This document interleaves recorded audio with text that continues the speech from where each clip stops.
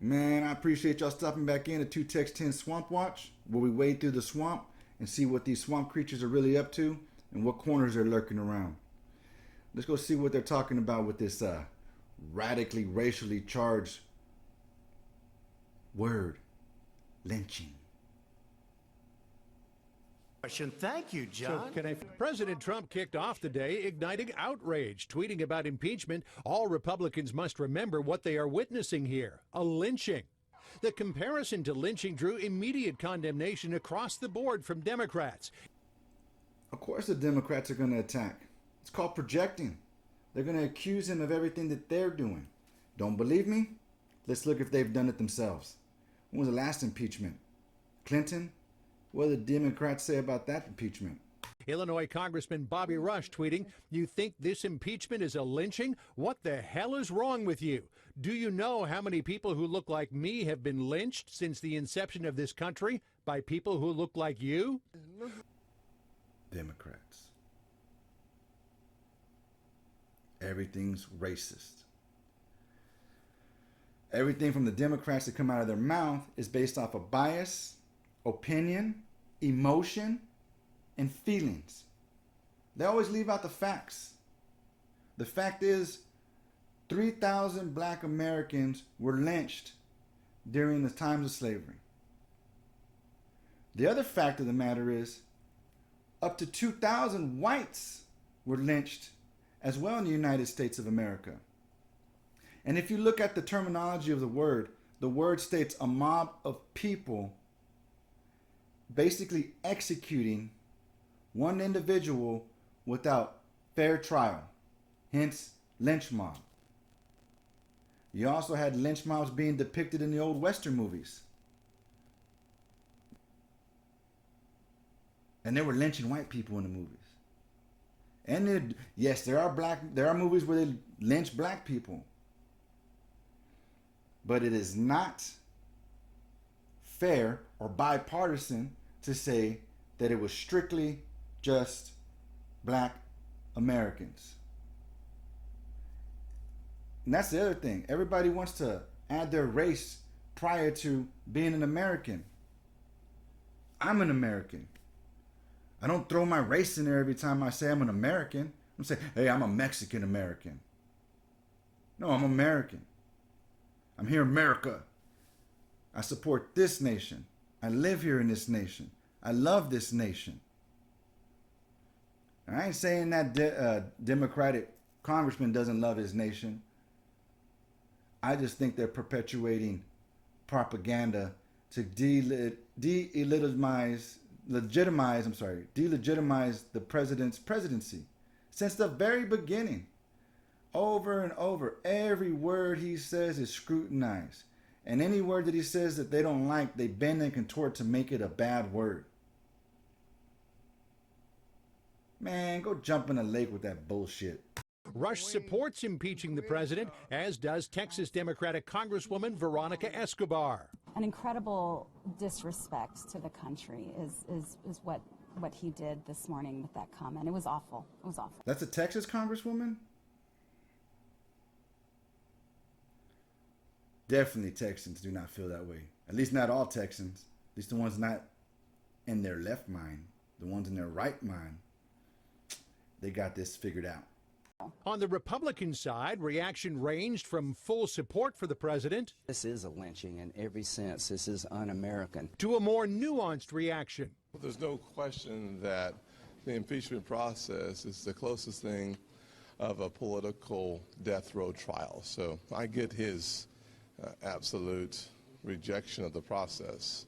I wouldn't use the word lynching. Lindsey Graham. I'm not even a fan of that man.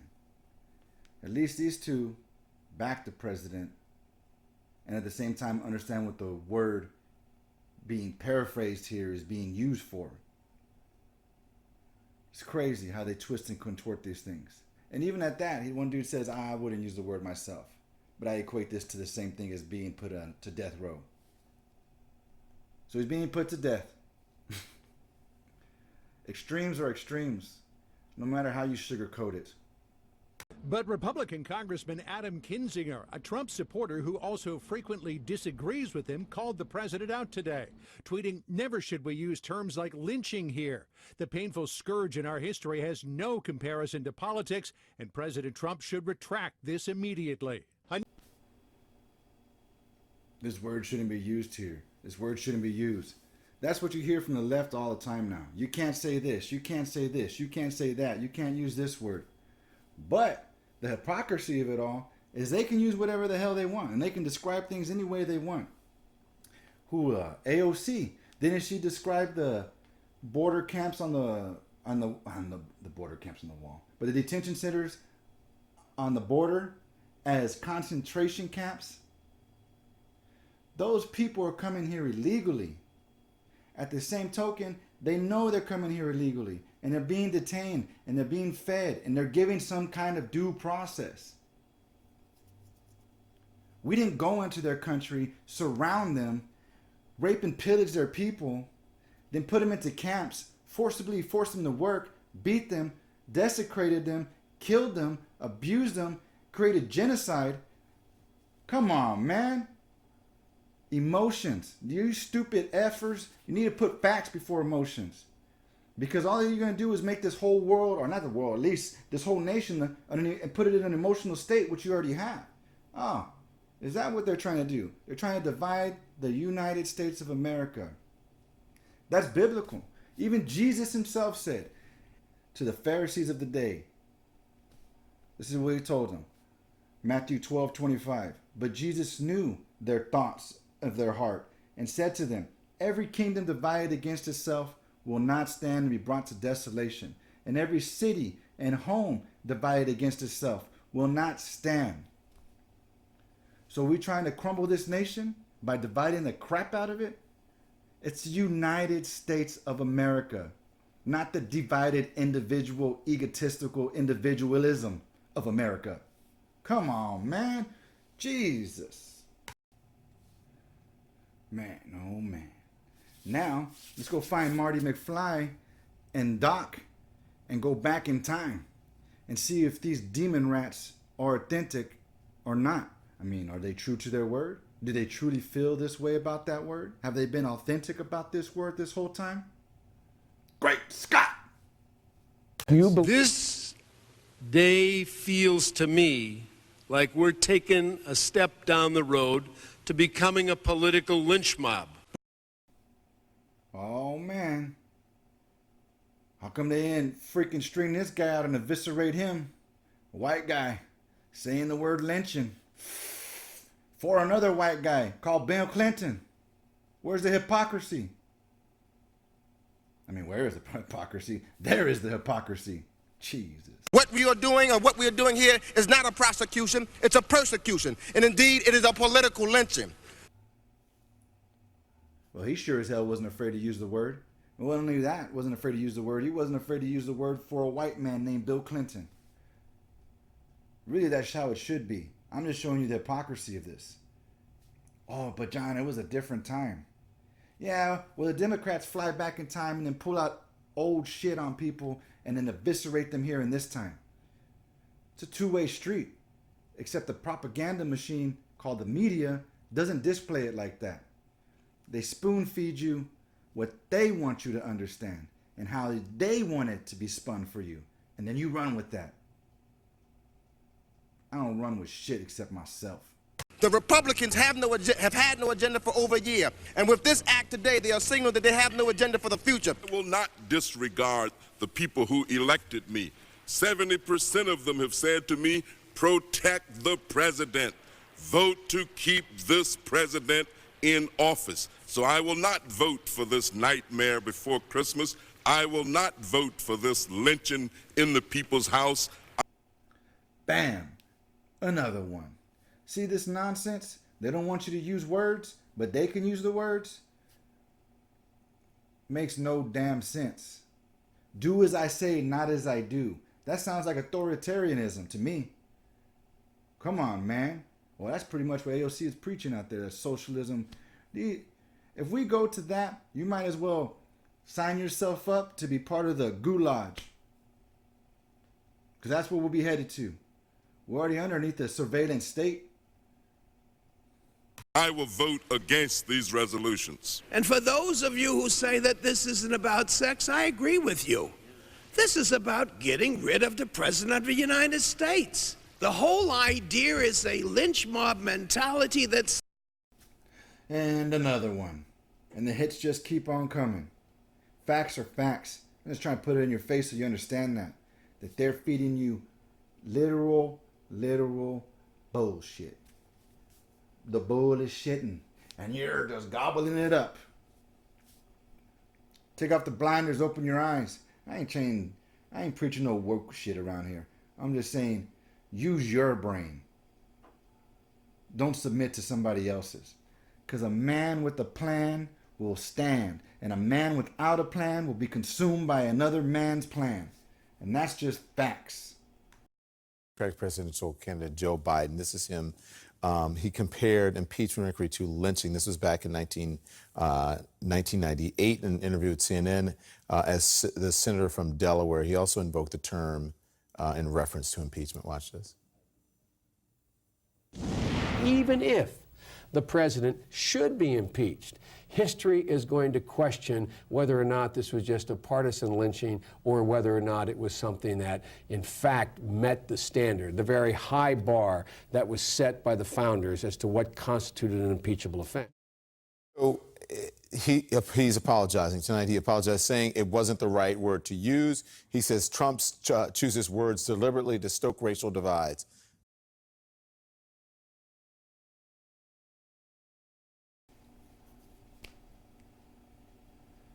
Look at that. You don't believe it's a propaganda machine, the media? When this man came out talking about Trump using the word lynching on Twitter, he was loud, theatrical, outrage, he needs to be removed, impeachment, blah, blah, blah, blah, blah. And all the other news stations follow the same damn terminology and the same outrage and the same vocal raising of their voice to prove that this is a problem. But when they talk about Joe Biden, creepy creeperton Joe Biden, hide your wife, hide your kids, because he's out here touching everybody in this mother sucker. And Joe Biden issued a statement saying that he's apologizing and that wasn't the right words to use. You see the tone? That when somebody talks to you like this, it's okay. Don't get too mad about it. When somebody talks to you like this, they want your attention to be outraged. That's propaganda in every sense of the usage of that term. And all you got to do is go look at Joe Biden. He's got plenty of racial gaffes on Indians, on Orientals, on blacks. I don't know about Mexicans. Maybe I should look into that. Anyways, guys, I appreciate y'all coming through and checking out 2 Ticks 10 Swamp Watch and seeing what's going on out here. I got my link to my Cash App in the description. If you'd like to help out and you like what I'm doing, any support is appreciated. Anyways, guys, y'all have a blessed day. Peace.